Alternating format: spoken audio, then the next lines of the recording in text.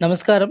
మే 23 వైశాఖ మాస శుక్రవారం కృష్ణపక్ష ఏకాదశి సాయంత్రం 6:30 వరకు తదుపరి ద్వాదశి.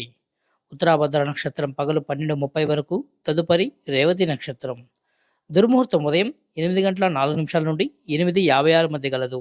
శుక్రవారం ఉత్తరాభద్ర నక్షత్రం ధ్వజయోగం రాజ్యలాభం, రేవతి నక్షత్రం శ్రీవత్సయోగం లక్ష్మీప్రదం కనుక ప్రయాణాలు అనుకూలం. నిత్య కర్మలు అనగా ఉదయం సంధ్యావందనం, దేవతా పూజ, జపం, పారాయణం తప్పక చేయడం.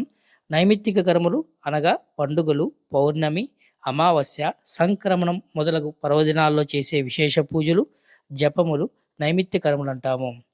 నిత్య కర్మలు ఆచరించే వారికి నైమిత్తిక కర్మలు ఆచరించే అర్హత కలుగుతుందని గురువచనము.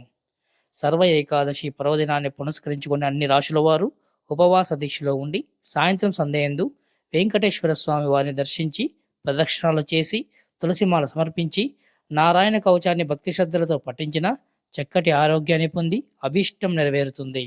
జై శ్రీరామ్.